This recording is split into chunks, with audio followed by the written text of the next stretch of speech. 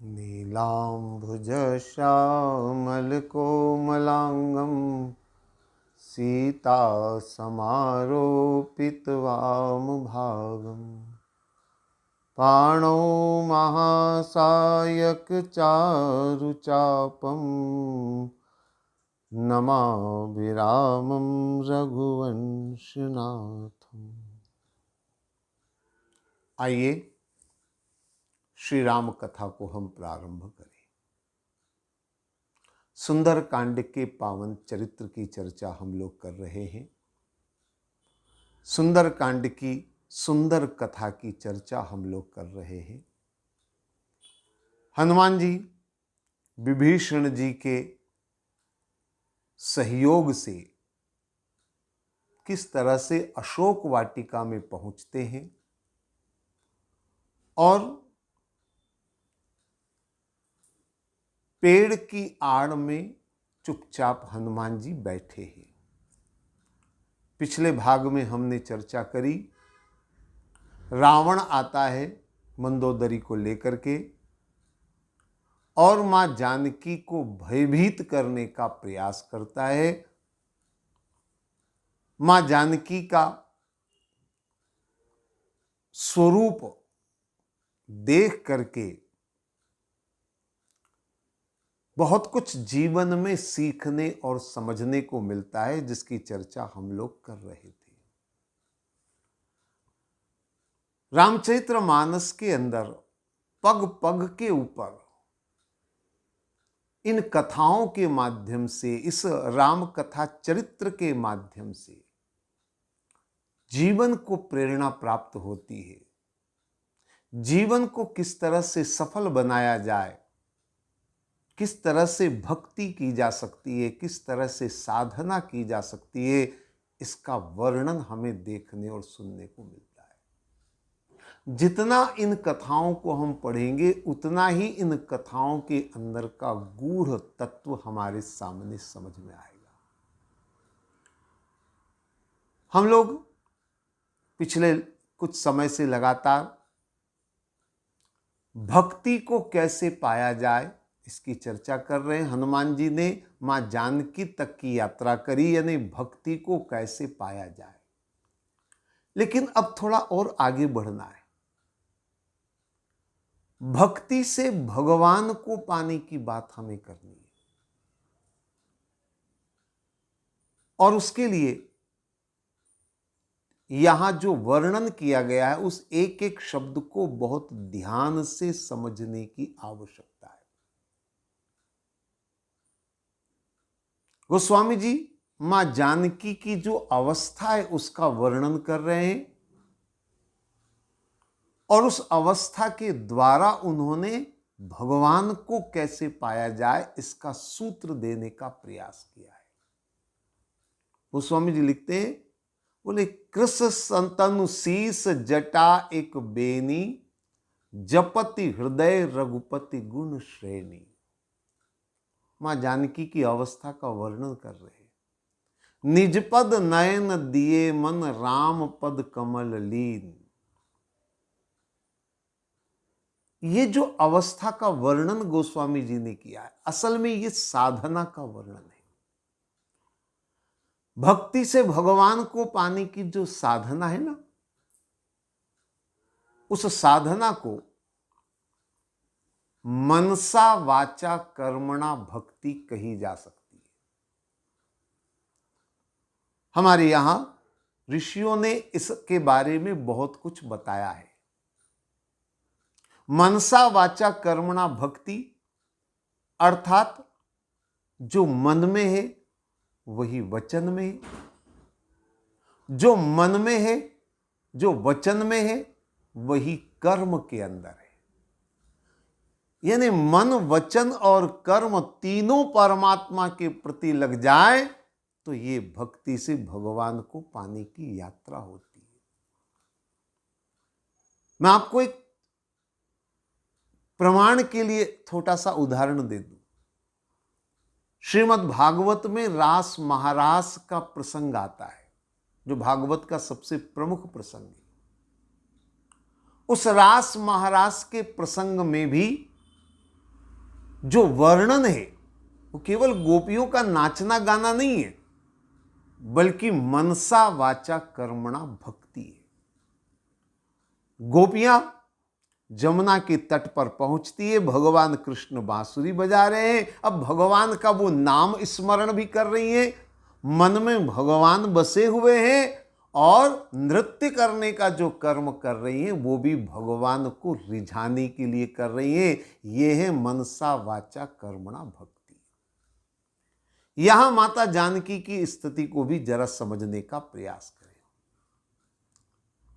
कृस तनु शीस जटा एक बेनी जपति हृदय, शब्दों पर जरा ध्यान दें। जपति, जाप कर रही है वो, किसका? प्रभु श्री राम का जाप कर रही है। यह है वचन की भक्ति। जपति हृदय रघुपति गुण श्रेणी, भगवान का सुमिरण कर रही है, भगवान का जाप कर रही है। अब इसके साथ साथ निज पद नयन दिए, नयन, और वो किसके लिए है? भगवान राम के लिए। तो निज पद नयन दिए मन, नयन माने आंखों से वो देख रही है किसको? भगवान के चरणों को। ये हो गया कर्म। हम आंखों से भगवान को देखने का प्रयास करें, और मन में भी राम है। निज पद नयन दिए मन राम पद कमल लीन। तो इस तरह से गोस्वामी जी संकेत दे रहे हैं कि मां जानकी मन वचन और कर्म तीनों से भगवान की भक्ति कर रही है। और जहां मन वचन और कर्म तीनों एक हो जाते हैं, वही हमारे जीवन में परमात्मा की प्राप्ति हो जाती है। वही धर्म का सार है। एक जगह गोस्वामी श्री तुलसीदास जी ने लिखा है, समझब कहब करब तुम जोई, और धर्म सार जग हो है सोई। धर्म का सार क्या है? जो हम मन में समझ रहे हैं वही कहें, और जो हम कहते हैं वही हम करने का प्रयास करें। ये धर्म है। आज के युग में अक्सर लोग सवाल करते हैं, एक बात हमेशा पूछी जाती है, और यह पूछा जाता है कि आज इतने लोग मंदिरों में जा रहे हैं, तीर्थों में जा रहे हैं, कथा पंडालों में आप देखिए, जगह जगह जहां कथा हो रही है पंडाल में भारी भीड़ लगी है। तो इतना लोगों में मंदिर जाने की प्रवृत्ति बढ़ी है, कथा सत्संग की प्रवृत्ति बढ़ी है, तो इस हिसाब से तो धर्म का बोलबाला बढ़ गया है। अगर धर्म का प्रभाव बढ़ रहा है तो फिर हमें इतनी अनैतिकता, इतना पापाचार, दुराचार, व्यभिचार क्यों दिखाई देता है? बहुत सारी बातें हो सकती, पर उसमें एक सबसे महत्वपूर्ण बात यह है, हम मंदिर तो जा रहे हैं, कथा सुनने जा रहे हैं, देव स्थान जा रहे हैं, और जाना चाहिए, मैं उसको गलत नहीं कह रहा हूं, लेकिन हर आदमी को अगर आप देखें तो उसके मन में कुछ और है, वचन में कुछ और है, कर्म कुछ और है, समझता कुछ और है, कहता कुछ और है, कहता कुछ और है, करता कुछ और है। यह सबसे बड़ी समस्या है। हर बाप अपने बेटे से कहता है सच बोलना चाहिए, और खुद झूठ बोल रहा है। दिन में 10 बार दुकान पर बैठ करके झूठ बोल रहा है। तो भला धर्म कैसे स्थापित होगा? हम एक दूसरे को उपदेश दे रहे, ऐसा करना चाहिए, वैसा करना चाहिए, ऐसा होना चाहिए, वैसा होना चाहिए, लेकिन हम कहते जरूर है लेकिन खुद नहीं कर पाते। बस यहीं पर समस्या आती है। तो मां जानकी के जिह्वा पर भी भगवान का नाम है, सुमिरन कर रही है वो भगवान का नाम, नयन से भगवान की तरफ देख रही हैं और मन में भी राम पद कमल लीन, ये मन वचन कर्म की भक्ति वो कर रही हैं। और इसीलिए मां सीता भक्ति स्वरूपा मानी गई है, क्योंकि भक्ति उनके रग रग में बसी हुई है। अब मन वचन कर्म की भक्ति तो हो गई, लेकिन इसके साथ साथ जो समर्पण चाहिए, जो परमात्मा को पाने की उत्कंठा होनी चाहिए, सीता जी के अंदर आप देखिए कैसी स्थिति है सीता जी की। गोस्वामी जी लिखते हैं, तजो देह कर वेगी उपाई, दुसह विरह अब नहीं सही जाई, आनि काठ रस चिता बनाई, मात अनल पुनि देह लगाई। कैसी तीव्रता है परमात्मा को पाने की। कहती तजो देह कर वेगी उपाय, अपने प्राणों का त्याग करने को तत्पर है। देखित प्रगट गगन अंगारा, अवनिन आवत एकहु तारा, पावक मय शशि श्रवण न आगी, मानव मोहि जानि हत भागी। सुनय विनय मम बिटप अशोका, सत्य नाम कर हर मम शोका। ये माता जानकी की स्थिति, ऐसी व्याकुलता, ऐसी छटपटाहट कि प्राण निकलने को तैयार है। वास्तव में ऐसी व्याकुलता जब होती है तभी परमात्मा की प्राप्ति होती है। ये व्याकुलता, छटपटाहट शब्दों से समझना थोड़ा मुश्किल है। मैं एक उदाहरण लेकर चलूं तो शायद जल्दी मेरी बात आप समझ जाएंगे। एक छोटी सी घटना मुझे याद आती है, वो घटना मैं आपको सुना रहा हूं। एक बार एक संत के पास एक नवयुवक पहुंचा और उस नवयुवक ने महात्मा जी से हाथ जोड़कर कहा, महाराज मुझे प्रभु के दर्शन करना है। संत बड़े गदगद हुए, प्रसन्न हुए। इस सांसारिक जीवन में किसी को परमात्मा की इच्छा होना बहुत बड़ी बात है। और उस नौजवान ने कहा कि परमात्मा को मैं पाना चाहता हूं, ऐसा कोई उपाय बताए जिससे कि जल्दी से जल्दी, शीघ्र अति शीघ्र में परमात्मा को प्राप्त कर सकूं। महात्मा मुस्कुराए और मुस्कुराकर उन्होंने ऐसे ही विनोद में कह डाला, बड़ी जल्दी है तुम्हें परमात्मा को पाने की। उसने कहा, हां परमात्मा को पाना है, जल्दी से पाना है, बताइए क्या करना पड़ेगा मुझे। महात्मा ने कहा, कितना जल्दी चाहते हो परमात्मा को पाना? 5-7 साल में मिल जाए परमात्मा? उस नौजवान ने कहा, थोड़ा जल्दी हो जाए तो और अच्छा है। तो संत जी बोले, ऐसा करते 1 साल में भगवान मिले, ऐसा कुछ उपाय मैं ढूंढ कर बताऊं। जब 5-7 साल से वो 1 साल पर आए संत, तो नौजवान को लगा कि और भी कोई जल्दी परमात्मा मिलने का उपाय हो तो एक बार पूछ लूं। तो उसने पूछा, महाराज इससे जल्दी परमात्मा मिले ऐसा भी कोई उपाय है क्या? मैंने कहा, हाँ क्यों नहीं है, हमारे शास्त्रों में एक से बढ़कर एक उपाय है। अच्छा, 1 साल में भी नहीं, 6 महीने में नवयुवक को थोड़ा वो एक तरह का लालच लग गया, और जल्दी वाला उपाय। बोले 1 महीने में,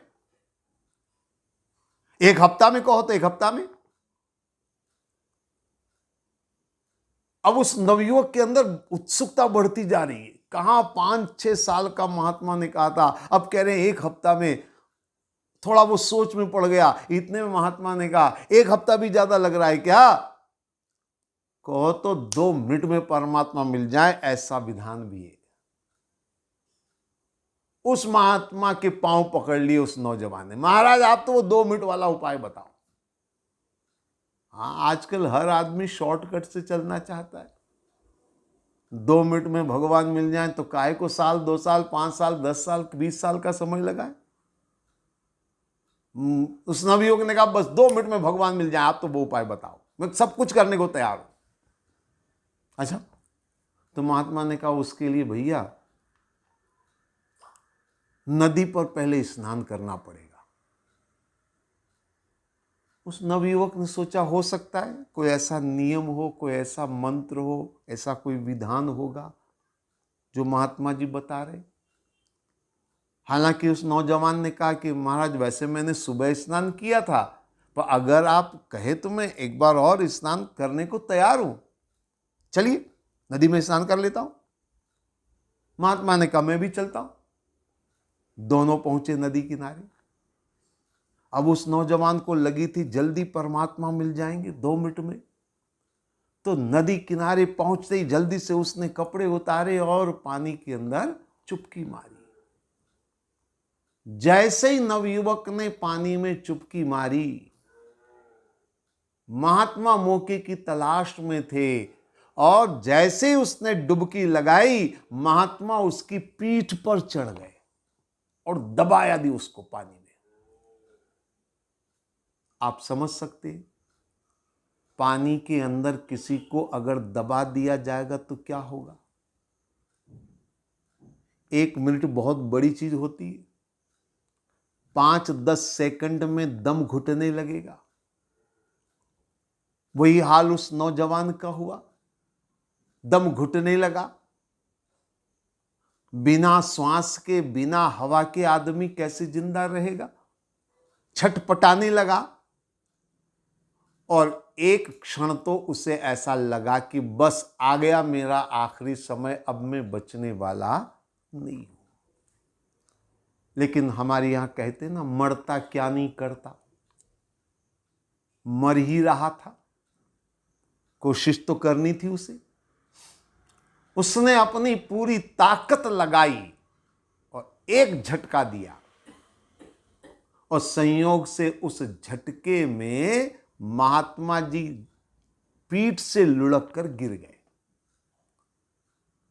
अब वो नीचे गिर पड़े तो उस नौजवान को उठने का अवसर मिल गया। तुरंत वो पानी में से बाहर निकला और निकलते ही भागने लगा। अब जैसे ही वो भागने लगा, इधर महात्मा जी भी उठ गए, गिर गए थे, उठ गए वो, और उठ करके उन्होंने देखा तो वो जवान तो भाग कर जा रहा है। तो महात्मा ने आवाज लगाई, भैया रुक जा, रुक भाई मेरे रुक। नौजवान वहीं दूर से चिल्लाया, अब रुक करके क्या मुझे मरना है? अरे मैं तो तुम्हें साधु समझ करके, संत समझ करके, महात्मा समझ करके तुम्हारे पास आया था, तुम तो हत्यारे निकले, तुम तो मुझे जान से मार डालते। अब तुम्हारे पास रुककर मैं क्या करूंगा? महात्मा ने कहा मेरे पास मत रुको, पर तुमने जो बात पूछी थी उसका जवाब तो ले लो। 2 मिनट में भगवान मिल जाएंगे, सुनो मेरी बात। उस नौजवान ने कहा पहली बात तो यह है कि अब आपके ऊपर मुझे तनिक भी विश्वास नहीं। मैं आपके ऊपर भरोसा करके फिर आपके पास आऊं, फिर आप मुझे पकड़ लो ना, अब मैं ऐसी गलती नहीं करूंगा। महात्मा ने कहा अच्छा ऐसा कर, दूर से सुन ले जवाब, वो विधि विधान दूर से सुन ले। इस नौजवान ने कहा चलो सुन लेते। लेकिन शर्त रख दी उस नौजवान ने, आप वहीं खड़े खड़े बताना जो आपको बताना है, मैं यहीं से सुनूंगा, पास में आओगे तो मैं भाग जाऊंगा। अब विश्वास तो नहीं कर सकता मैं आप पर। महात्मा ने कहा अच्छा ठीक है, वहीं से सुन ले। नौजवान ने कहा बताओ क्या बताना है जल्दी से। महात्मा ने कहा एक बात बताओ, जब मैंने तुम्हें पानी में दबोचा, पीठ के ऊपर चढ़कर जब मैंने तुम्हें पानी में दबाया, तब तुम्हें कैसा लग रहा था? इस बात को सुनकर के उस नौजवान को गुस्सा भी आया और थोड़ी हंसी भी आई। हंसी इसलिए आई कि ये महाराज तो ऐसे पूछ रहे हैं जैसे कोई रसगुल्ला खिलाकर, मिठाई खिलाकर पूछे तुम्हें कैसी लगी मिठाई। और गुस्सा इसलिए आ रहा था क्योंकि वो मरने जैसी स्थिति थी, उसमें पूछ रहे कि कैसा लगा। तो नौजवान ने कहा महाराज कैसा लगा? अरे बस अब मरा तब मरा ऐसा लगा। और कैसा लगा? क्यों भाई, ऐसा क्यों लगा? है बोले महाराज इतना नहीं समझते आप, आपने मुझे पानी में दबा दिया, बिना हवा के मेरे प्राण छटपटा रहे थे, व्याकुल था मैं, प्राण निकल जाएंगे ऐसी स्थिति थी। वो तो मेरी किस्मत अच्छी है कि मैंने ताकत लगा दी और आप गिर गए तो मैं अभी जिंदा हूं, वरना अभी तक तो मेरी लाश तैरती पानी पर। बिना हवा के मैं छटपटा रहा था जब आपने मुझे दबाया, और कैसा लगना था? महात्मा ने कहा बस यही समझाने के लिए मैंने ऐसा किया। अब समझो जरा मेरी बात को। जब मैंने पानी में दबाया तुम्हें और तुम हवा के लिए छटपटा रहे थे, ऐसी छटपटाहट जब परमात्मा के लिए तुम्हारे अंदर पैदा होगी, तब 2 मिनट के अंदर परमात्मा मिल जाएगी। ऐसी व्याकुलता जब तुम्हारे अंदर होगी तो परमात्मा एक क्षण के अंदर मिल जाएगी। ऐसी व्याकुलता, समझ गए आप लोग? और मेरी बात ऐसे समझ में नहीं आ रही हो तो घर जाकर प्रयोग कर लेना। प्रयोग करने का मतलब किसी और को पानी मत दबाना। भूल से कभी थोड़ा समय ज्यादा हो गया तो वो मर जाएगा। प्रयोग करने का एक आसान सुरक्षित तरीका मैं बताऊं। आप अपने बाथरूम में पानी की बाल्टी भर लीजिए और उसमें आप अपनी मुंडी डालिए। जितनी देर आराम से आप सहन कर सके। जब आप पानी में मुंडी डालेंगे और हवा नहीं मिलेगी तो अंदर छटपटाहट पैदा होगी। ये थोड़ा सा समझने के लिए कह रहा हूं मैं, प्रयोग करना जरूरी नहीं है। ऐसी व्याकुलता, ऐसी छटपटाहट जब परमात्मा के लिए होती है तो परमात्मा जरूर मिलते हैं। मां जानकी को भी ऐसी ही छटपटाहट है। तजो देह करु बेगी उपाई, दुसह विरह अब नहीं सही जाई, आनी काठ रस चिता बनाई, मातु अनल पुनि देह लगाई। ऐसी व्याकुलता कि अब मुझे मरना है, अब मुझे जीना नहीं है। अशोक वृक्ष से कह रही कि तेरा नाम अशोक है, आज नाम तेरा सार्थक हो जाएगा, मेरा शोक मिट जाए। सुनय विनय मम बिटप अशोका, सत्य नाम कर हर मम शोका। ऐसी व्याकुलता है। जब परमात्मा के लिए ऐसी छटपटाहट होती तो परमात्मा मिलते। ऐसे अनेक प्रमाण हैं। रामकृष्ण परमहंस देव के जीवन की सत्य घटना शायद आपने सुनी होगी और मैं सुनाया करता हूं। मां काली की वो अनन्य भक्त थे, उपासक थे। कलकत्ता में मां काली की मंदिर की पूजा भी करते थे वो। एक दिन अचानक उनके मन में कुछ आया, रात्रि की शयन आरती हुई और वो मंदिर के अंदर जाकर के उन्होंने मंदिर अंदर से बंद कर लिया। सामान्यतः किसी भी मंदिर में पुजारी शयन होता है तो बाहर से बंद करके अपने कमरे पर जाता है। इन्होंने अंदर से कमरा बंद कर लिया, मंदिर बंद कर लिया अंदर से। और बैठ गए मां काली के सामने। हे मां, तू मेरी मां है, मैं तेरा पुत्र हूं, तू मुझसे बात क्यों नहीं करती, मेरे सामने क्यों नहीं आती। पूरी रात मां काली के सामने बैठे रहे। एक रात नहीं, एक दिन बीत गया, 2 दिन बीत गया। अब मंदिर के जितने अन्य दर्शनार्थी और समिति के लोग होंगे जो दर्शन करने आते मंदिर के, अंदर से बंद दरवाजा। ये कैसा पुजारी अंदर से बंद करके बैठ गया। तीसरा दिन आ गया, रामकृष्ण परमहंस देव मां काली के सामने बैठे, आंखों में आंसू भरे हुए हैं। मां, जब तक तू सामने नहीं आएगी, जब तक तू मुझसे बात नहीं करेगी, मैं दरवाजा नहीं खोलूंगा।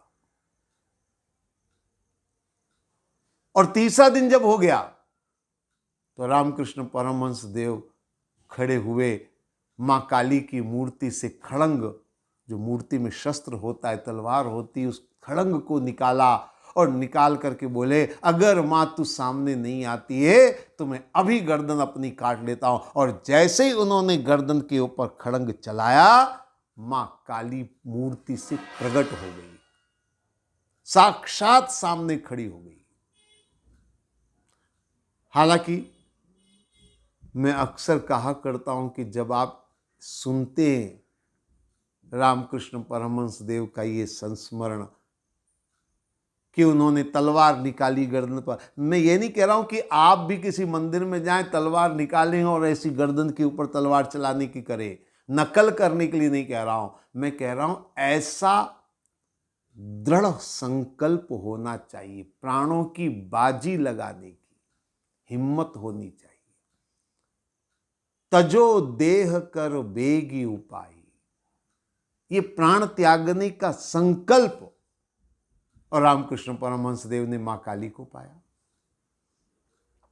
हालांकि यहां एक सवाल मन में पैदा होता है, जब सीता मैया की ऐसी भक्ति है, मन क्रम वचन की भक्ति है, और केवल भक्ति ही नहीं बल्कि मां जानकी का ऐसा संकल्प और ऐसी उनकी तत्परता है, व्याकुलता है कि प्राण त्यागने को तैयार है। वो कह रहे कब इस वृक्ष से, तारों से अग्नि प्रकट हो जाए और मैं जल करके अपने आप को समाप्त कर दूं। ऐसे जब प्राणों की बाजी लगाने को तैयार है तो सवाल एक मन में पैदा होता है कि फिर भगवान राम उनके सामने प्रकट क्यों नहीं हुए। जब कहते हैं कि ऐसी तन्मयता, ऐसी तत्परता होती है, ऐसा समर्पण होता है तो परमात्मा आ जाते हैं, तो मां जानकी के सामने राम क्यों नहीं आए, परमात्मा क्यों नहीं आए? उसका एक कारण है। हालांकि मां जानकी की भक्ति अद्भुत है, उनका जो है वो भाव, व्याकुलता राम के प्रति वो भी अद्भुत है। लेकिन एक छोटी सी बात, एक पंक्ति के अंदर आपको बहुत कुछ समझ में आएगा, और उस पंक्ति के भाव को अगर आप समझेंगे तो बात समझ में आ जाएगी कि क्यों भगवान राम यहां प्रकट नहीं हुए। सीता जी कहती है, मास दिवस महु नाथ न आवा, तो पुनि मोहि जियत नहीं पावा। इसको जरा ध्यान समझना। राम को पाने की व्याकुलता है, छटपटाहट है, पर उसमें एक शब्द आ रहा है, मास दिवस महु नाथ न आवा, मतलब महीने भर में अब परमात्मा अगर नहीं मिले। ये महीने भर का मतलब आज अभी नहीं, महीना भर।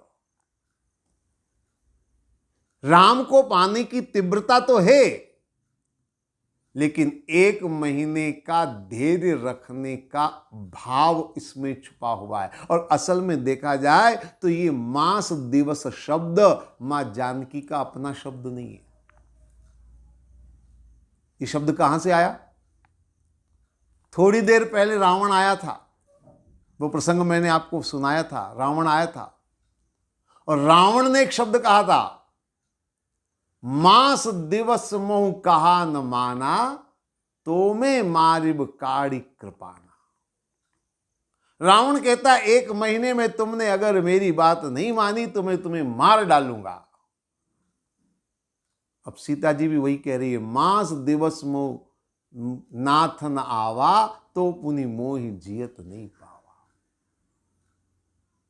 अब इसका मतलब यह है कि मां सीता स्वयं प्राण की आहुति नहीं दे रही है। ये तो रावण कह रहा है कि 1 महीने में मैं तुम्हें मार डालूंगा, और वही सीता जी कह रही कि अगर महीने भर में प्रभु राम नहीं आए तो मुझे जिंदा नहीं पाओगे, मतलब रावण मुझे मार डालेगा। तो सीता जी की भक्ति, सीता जी की व्याकुलता, क्या उसका लाभ सीता जी को नहीं मिला? जरूर मिला। राम प्रकट नहीं हुए लेकिन लाभ तो मिला। अगर ये मास दिवस नहीं होता तो राम तत्काल सामने प्रकट हो जाते, लेकिन ये मास दिवस का धैर्य उनके अंदर है, इसलिए राम तो प्रकट नहीं हुए लेकिन साधना का लाभ जरूर मिला। किस रूप में मिला? देखिए, कपिकरी हृदय विचार दीन मुद्रिका डारी तब। मुद्रिका गिरी, फिर रामचंद्र गुण बरनई लागा, सुनते सीता कर दुख भागा। मुद्रिका मिली, राम नाम का गुणगान सुनने को मिला। फिर उसके बाद हनुमान जी मां जानकी के सामने प्रकट हुए। राम दूत में मात जानकी, सत्य शपथ करुणा निधान की। यानी राम के दूत मिले, हनुमान जी मिले, राम के आने का आश्वासन उन्होंने दिया, राम का संदेशा मां जानकी को मिला, मां जानकी को पूर्ण भरोसा हुआ, सीता मन भरोस तब भयो हूं। ये सब मिला किसकी वजह से? उस भक्ति की वजह से, उस राम को पाने की व्याकुलता की वजह से। तो सीता जी को लाभ हुआ, अब साधना का लाभ मिला, व्याकुलता का लाभ मिला, लेकिन राम की प्राप्ति नहीं हुई। इस राम की प्राप्ति नहीं हुई के पीछे कारण यह है कि मास दिवस, महीने भर रुकने की अभी बात कर रही है। ये महीने भर रुकने की बात अगर नहीं होती, मां जानकी कहती अगर राम नहीं सामने आए तो मैं आज अभी अपने प्राण त्याग दूंगी, ये आज अभी प्राण त्याग दूंगी। अगर ये भाव मन में आ जाता तो राम तुरंत सामने प्रकट भी हो सकते थे। मैं आपसे निवेदन करूंगा, ये चरित्र प्रेरणा देता है, ये चरित्र हमें शिक्षा देता है, ये धर्मशास्त्र की कथाएं हमें शिक्षा देती है। परमात्मा को पाने का संकल्प ले, आज अभी परमात्मा मिले। हम महीने भर बाद परमात्मा को पाने के लिए चलेंगे। कोई कहता है कि बस रिटायरमेंट हो जाएगा तब परमात्मा को पाने के लिए हम प्रयास करेंगे। कोई कहता है बेटा नौकरी पर लग जाएगा जब तब हम परमात्मा के लिए प्रयास करेंगे। ये परमात्मा को पाने का तरीका नहीं है। इस तरह से परमात्मा नहीं मिलते। परमात्मा को पाना है तो आज अभी और तुरंत परमात्मा को पाने के लिए संकल्पित होना पड़ेगा, तब जाकर के परमात्मा मिलते हैं। ये परमात्मा को पाने का सूत्र है। और इसीलिए इन प्रसंगों के माध्यम से हमें उन सूत्रों को जानने का अवसर मिलता है कि कैसे परमात्मा को पाया जाए, किस तरह से परमात्मा हमें प्राप्त होंगे। हनुमान जी मां जानकी के सामने आते हैं। पहले मुद्रिका उन्होंने डाली, दीन मुद्रिका डारी तब। पहले मुद्रिका उन्होंने डाली। मां जानकी ने तब देखी मुद्रिका मनोहर, राम नाम अंकित अति सुंदर, और चकित चितो मुद्री पहचानी, हर्ष विषाद हृदय अकुलानी, और जीती को सकई अजय रघुराई, माया ते अस रचि नहीं जाई। मां जानकी सोचने लगी, मुद्रिका पहचान ली, ये तो प्रभु राम की मुद्रिका है। चकित हो गई, ये मुद्रिका यहां कैसे आई। मन में यह भी विचार किया, जीती को सके अजय रघुराई, प्रभु राम तो अजय महापुरुष है, उनको कोई जीत नहीं सकता। माया तेज रची नहीं जाई, ऐसी मुद्रिका माया से भी रची नहीं जा सकती। कई तरह के विचार मन में आ रहे हैं। क्या ये रावण की कोई चाल है, क्योंकि रावण बड़ा मायावी है, बहुत सारी माया प्रपंच वो कर सकता है। ये क्या है रहस्य। और इसीलिए तुलसीदास जी कहते हैं, सीता मन विचार कर नाना प्रकार के विचार आ रहे, क्या हो सकता है, क्या हुआ, राम की मुद्रिका यहां कैसे, कोई राम को हरा नहीं सकता, तो कैसे मुद्रिका यहां पर आई, कोई माया सी रच नहीं सकता, और अगर ऐसी माया रची तो फिर विचार करना चाहिए कि मुझे क्या करना है। इतने में मधुर वचन बोल्यो हनुमाना, रामचंद्र गुण बरनी लागा, सुनते ही सीता कर दुख भागा। कपि के वचन सप्रेम सुनी उपजा मन विश्वास। हनुमान जी ने पहले मुद्रिका डाली और तब स्वयं हनुमान जी मां जानकी के सामने पहुंच गए। एक बड़ी महत्वपूर्ण बात है, पहले उन्होंने मुद्रिका डाली या पहले हनुमान जी मां जानकी के सामने पहुंचे। वाल्मीकि रामायण जैसे कुछ ग्रंथों में तो ऐसा वर्णन आता है कि हनुमान जी पहले मां जानकी के सामने पहुंचे, उसके बाद उन्होंने मुद्रिका मां जानकी को दी। लेकिन गोस्वामी श्री तुलसीदास जी कहते नहीं, मुद्रिका पहले डाली तब वो मां जानकी के सामने। ऐसा गोस्वामी जी का भाव है, उनका ऐसा मानना है कि अभी तक माता जानकी का हनुमान जी से कोई परिचय नहीं है, कोई संपर्क नहीं है। और संपर्क कैसे बने, माध्यम क्या बने, तो हनुमान जी ने मन में विचार किया कि ये जो राम नाम रूपी मुद्रिका है, यही माध्यम सबसे श्रेष्ठ माध्यम है। क्यों? क्योंकि माता जानकी को अगर इस समय भरोसा हो सकता है तो केवल राम पर हो सकता है, किसी और पर भरोसा नहीं हो सकता। अशोक वाटिका में निशाचरों के बीच में सीता जी हैं, सीता जी का अपहरण हुआ है।